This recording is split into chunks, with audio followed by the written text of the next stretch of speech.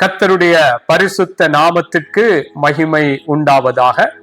மீண்டும் இந்த நாளிலும் உங்கள் ஒவ்வொருவரோடும் தியானிக்கும்படியாக ஒரு சிறிய தியானத்தை கர்த்தருடைய கிருபையிலே எடுத்து வந்திருக்கிறேன். இன்றைய நாள் தியானத்தினுடைய தலைப்பு ஆவிக்குரியவர்களின் கூடுகைகளின் நோக்கம். ஆவிக்குரியவர்களின் கூடுகைகளின் நோக்கம். அன்பானவர்களே, இந்த நாட்களிலே ஆவிக்குரிய பிள்ளைகளாக அல்லது ஆவிக்குரியவர்கள் என்று சொல்லுகிற அநேகர் உலகமெங்கும் தேவனுடைய பிள்ளைகளாக ஆவிக்குரியவர்கள் என்று சொல்லி நாங்கள் சபையிலே மற்றும் பல விதங்களிலே சபையிலே இருந்து பல காரியங்களை ஆவிக்குரிய ரீதியாக பல கூடுகைகளை பல நிகழ்ச்சிகளாக அல்லது கர்த்தருக்குள்ளாக அன்பானவர்களே தேவனிடத்திலே அநேகர் சேர்க்கப்படவும் தேவனிடத்திலே அநேகர் பலப்படுத்தப்படவும் பலவிதங்களிலே சபைகளிலே நல்ல கூடுகைகளை வைத்திருக்கிறோம். வெளியிலும் கூட புறஜாதிகள் அல்லது இயேசுவை அறியாத மக்கள் மத்தியிலும் அவர்களுக்காக சில கூடுகைகளை வைத்திருக்கிறோம். அன்பானவர்களே, இந்த கூடுகைகள் நான் சொன்னது போல இந்த ஆவிக்குரியவர்கள் நடத்தப்படுகிற ஒவ்வொரு கூடுகைகளின் நோக்கங்கள் அன்பானவர்களே பிரதானமாக எங்களுக்கு முக்கியமாக எங்களுடைய முடிவாக இருக்க வேண்டியது ஆண்டவருடைய நாமம் மகிமைப்பட வேண்டும். ஆண்டவருக்குள்ளாக எல்லாருடைய வாழ்க்கைகளும் கட்டப்பட வேண்டும்.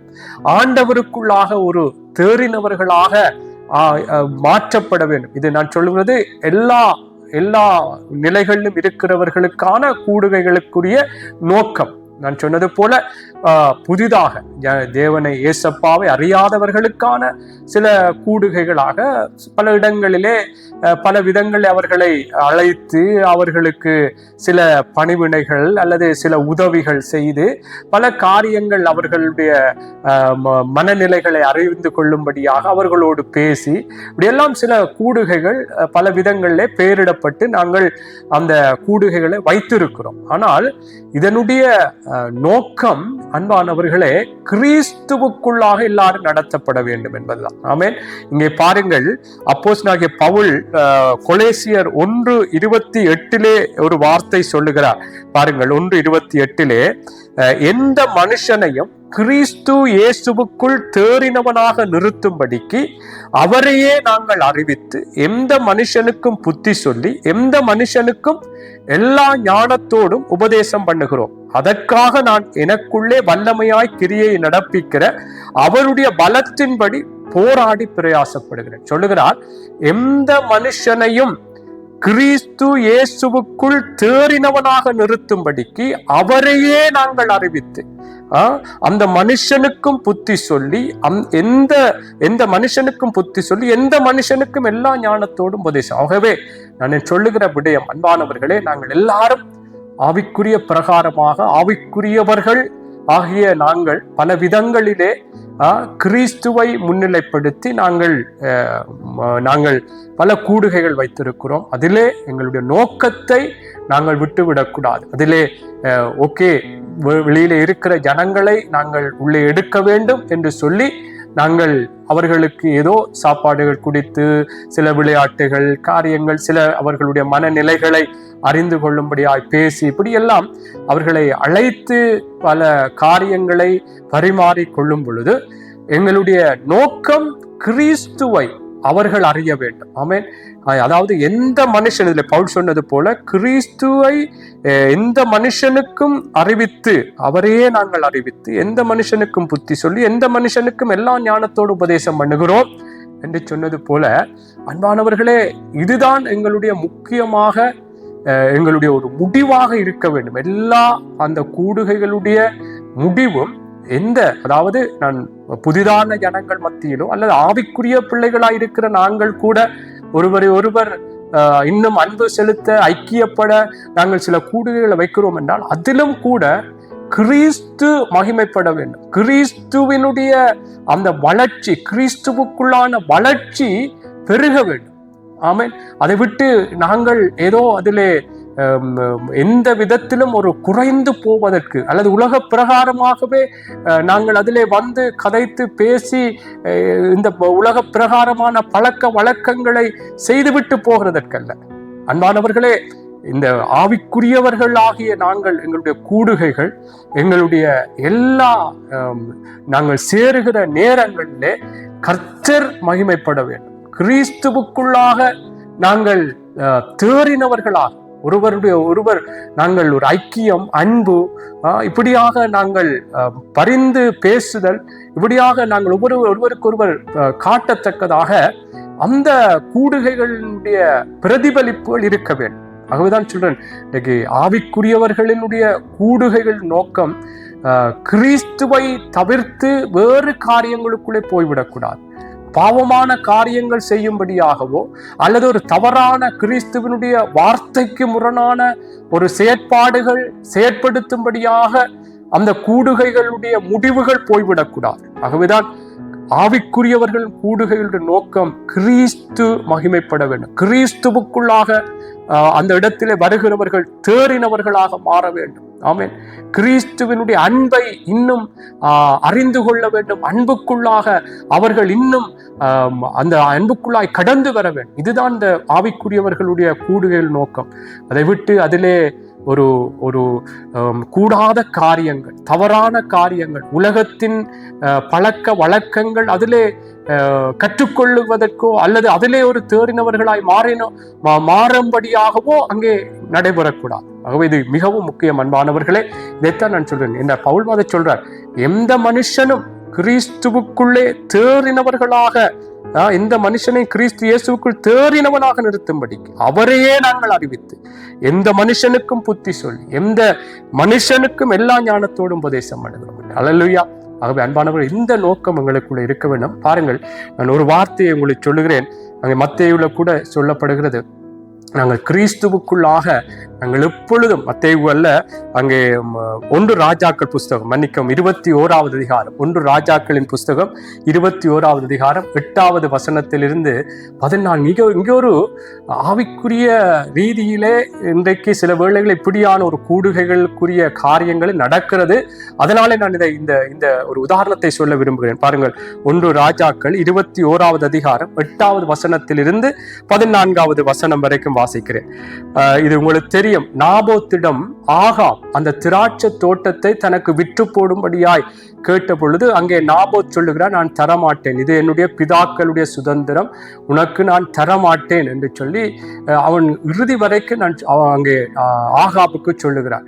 அவன் பல விதங்களிலே முயற்சி செய்கிறான், அவனுக்கு காசு தரலாம் அல்லது ஏற்ற போல இன்னொரு திராட்சை தோட்டத்தை நான் வேறு இடத்தை தரலாம் என்று சொன்ன, அவர் இல்லை, இது பிதாக்களுடைய ஒரு சுதந்திரம், இதை நான் உனக்கு தரமாட்டேன் என்று சொன்ன பொழுது இங்கே ஆகாப் ஒரு சலித்து அவன் ஒரு துக்கமா இருந்த பொழுது யெசபேல் இந்த ஆகாப்பை பார்த்த பொழுது இவன் துக்கமா இருக்கிறான், என்ன விஷயம் என்றெல்லாம் விசாரித்த பொழுது இப்படி என்று ஆகாப் சொன்ன பொழுது இங்கே யெசபேல் ஒரு காரியத்தை செய்கிறார். அதைத்தான் நான் வாசிக்கிறேன் பாருங்க. அவள் ஆகாபின் பெயரால் நிருபங்களை எழுதி அவன் முத்திரையை அவைகளுக்கு போட்டு அந்த நிருபங்களை நாபோத் இருக்கும் பட்டணத்திலே அவனோடு குடியிருக்கிற மூப்பரிடத்துக்கும் பெரியோரிடத்துக்கும் அனுப்பினாள்.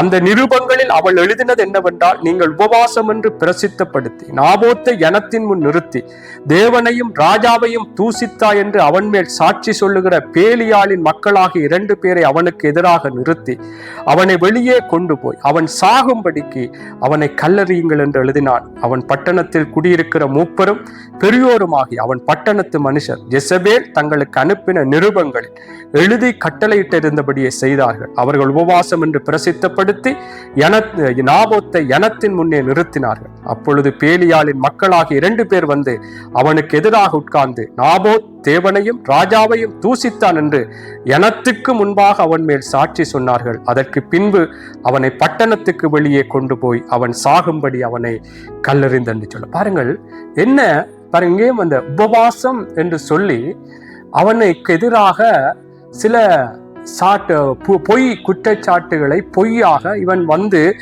என்ன இதில் சொல்லப்படுது, தேவனையும் ராஜாவையும் தூசித்தான் என்று சொல்லி. ஏனென்றால் எதற்காக இந்த காரியம் செய்யப்படுகின்றால் இந்த உபவாசம் என்று சொல்லி கூடுகையை கூட்டி அன்பானவர்களே அங்கே நாபோத் திராட்சை தோட்டத்தை ஆகாப்புக்கு கொடுக்கவில்லை என்று சொன்னதினாலே இங்கே ஒரு பொய்யான ஒரு குற்றச்சாட்டை அந்த ராணி எழுதி அனுப்பி இங்கே அந்த மூப்பரிடத்திலும் பெரியோரிடத்திலும் அங்கே எழுதி அனுப்பி அதை அந்த நிருபத்தை அனுப்பி அன்புக்குரியவர்களை அவள் சொல்லுகிறாள், இப்படியாக பொய்யாக ஒரு குற்றச்சாட்டை சொல்லி தேவனையும் ராஜாவையும் தூசித்தாய் என்று அவன் மேல் சாட்சி சொல்லுகிற பேலியால் மக்களை 2 பேரை அவனுக்கு எதிராக நிறுத்தி அவனை வெளியே கொண்டு போய் அவனை சாகும்படி அவனை கல்லறியுங்கள் என்று எழுதினான்.